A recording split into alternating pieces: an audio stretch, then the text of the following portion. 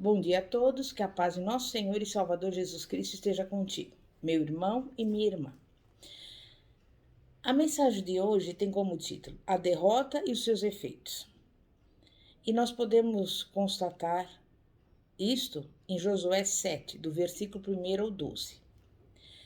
Pelo que vimos até agora, pela fé, obstáculos podem ser vencidos, muralhas podem ser derrubadas e inimigos derrotados. O Antigo Testamento inteiro aponta para essa verdade. O Deus verdadeiro, o Deus de Abraão, de Isaac e de Jacó, é um Deus vivo, um Deus que ouve orações. Por isso, pela fé, proezas podem ser feitas em seu nome e para sua glória. Contudo, o Antigo Testamento também foi escrito para nossa advertência. O apóstolo Paulo deixa isso muito claro na primeira carta aos Coríntios, capítulo 10, do versículo 1 ao 11, quando diz que se incorrermos nas mesmas faltas em que incorreram os judeus no passado, vamos receber o mesmo juízo que eles receberam naqueles dias. O capítulo 7 de Josué trata-se de um texto de advertência. Ali temos o relato da primeira derrota do povo de Israel em Canaã. A vida de sucesso não tem como característica vencer sempre. Não vemos nas Escrituras os servos de Deus vencendo sempre. Por isso, a derrota é algo possível. Mas, na vida do cristão, as derrotas não apontam para o fim, porque ele pode se levantar delas. E eu pergunto, você já sofreu ou está passando por alguma derrota em sua vida? Então, o que fazer? Em Josué 7:5, segunda parte, está escrito: E o coração do povo se derreteu e se tornou como água. Isso significa que o coração anteriormente firme e corajoso em Deus tornara-se agora completamente enfraquecido e cheio de medo. Por que o cristão, quando é derrotado, geralmente cai em desencorajamento? Pelo fato de ser humano, é uma boa resposta. Mas em situações de derrota, o cristão atribui a causa do fracasso a Deus e não a si mesmo. Reconhecer que falhamos não é fácil. Mas quando a razão do fracasso está em nós mesmos, há a esperança do arrependimento e de voltar a acertar. Em Josué 7, versículo 7, está escrito: Disse Josué: Ah, Senhor Deus, por que fizeste passar a este povo o Jordão para nos entregarem nas mãos dos amorreus para nos fazerem perecer? Em segundo lugar, surge a sensação de que a direção tomada não foi a ideal. É outro sentimento que se apodera do coração do cristão depois da derrota. Quando somos derrotados, saímos em busca de respostas, e uma das que costumamos encontrar é que alguma decisão precipitada deve ter sido tomada. A dificuldade de Josué consistia em não encontrar explicação à luz do que ele sabia a sua derrota. Tal tarefa, porém, está acima das nossas forças. O curso da ação de Deus na história é enigmático. Romanos 11:34 diz: Quem conheceu a mente do nosso Senhor? O que Deus faz na história tem íntima relação com aquilo que a sua natureza santa o impele a fazer. Em Josué 7, versículo 7, segunda parte, está escrito: Tomara nos contentáramos com ficarmos além do Jordão. Em terceiro lugar, é comum, após a derrota, surgir também o desejo de voltar atrás. O povo passou a pé enxuto pelo Jordão, pela ação da providência divina. E Josué, então, por causa da derrota, sentiu o desejo de que tal milagre jamais houvesse acontecido. Esta é a consequência natural do ponto anterior, a vontade de voltar atrás. Talvez você seja alguém que está com vontade de voltar atrás na vida cristã, com vontade de romper com Deus. É próprio da natureza humana fugir de tudo o que lhe traz sofrimento e buscar uma zona de conforto e segurança. Mas fugir será tão somente um grande retrocesso em sua vida. Nossas decisões não devem ter como base o sofrimento que não queremos enfrentar e do qual queremos fugir, mas sim a vontade de Deus. Então, não abandone por causa da dor emocional proveniente da derrota o que você está fazendo. Em Josué 7:8, primeira parte, diz: Ah, Senhor, que direi? Costumamos também, após a derrota, ter a sensação de que não há mais o que dizer, nem para nós mesmos, nem para ninguém. Nada há o que dizer, pois de um lado temos a visão da fidelidade de Deus e do outro a derrota.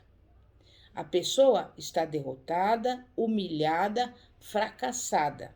E isso se choca frontalmente com a certeza de que Deus o ama, que ele cumpre os seus pactos. Olhe para a vida de Josué. Ele só fez aquela pergunta por não conhecer todos os fatos. Não é possível que a mesma situação também esteja acontecendo com você? Certamente, as conclusões pessimistas a que chegamos têm vínculo estreito com a decisão de encerrar o assunto sem conhecer todas as informações. O que fazer? Devemos começar raciocinando a partir do que sabemos e não do que é mera hipótese. E que sabemos? Que Deus é santo, sábio, cheio de amor em todos os seus decretos. Essas são as premissas seguras, a partir das quais devemos raciocinar.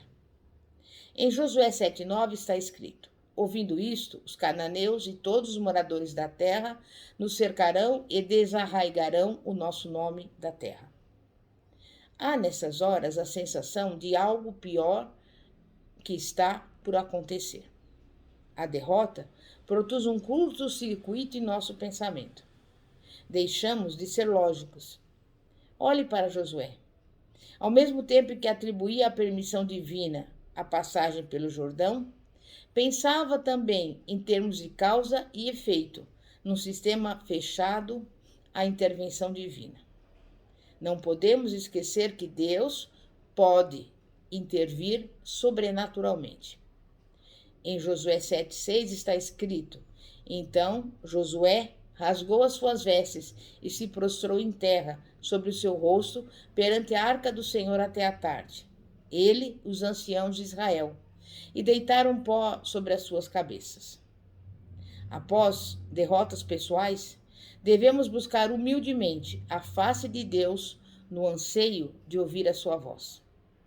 Assim que veio a notícia da derrota, Josué orou.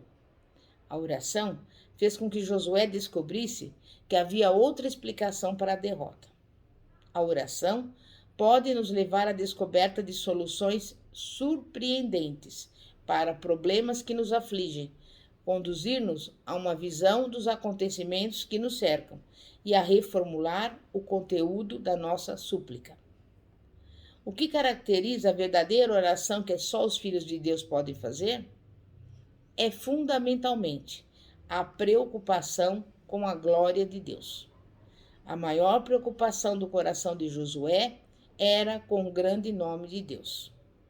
Josué orou: Então, que farás ao teu grande nome? E sabe por quê? Porque amava a Deus. Não vamos encontrar forças para sair da angústia proveniente da derrota enquanto a nossa preocupação maior for a nossa felicidade e não a glória de Deus. Você tem uma preocupação real com o conceito de Deus que os incrédulos têm formado por observarem a sua vida? E esta é a sua maior dor? A vida vitoriosa, segundo Deus, tem a característica de não perder o ser mesmo em face da oposição do mundo, da carne e do diabo. Josué submeteu o povo de Israel a um autoexame, o qual começou com a pergunta que Deus fez. Deus não se dirige a nós apenas com o propósito de responder às nossas perguntas, mas também com o propósito de nos levar à reformulação das nossas perguntas. A pergunta que precisava ser respondida era: por que estás prostrado? Deus levou Josué a procurar saber o real motivo da sua prostração, a falsa ideia de que Deus havia abandonado o seu povo. Mas logo após, Josué compreendeu que o motivo da derrota não estava numa falha na fidelidade divina, e sim numa falha na fidelidade humana. E, por fim, ele descobriu onde estava o pecado. Deus não negocia a sua santidade por nos amar.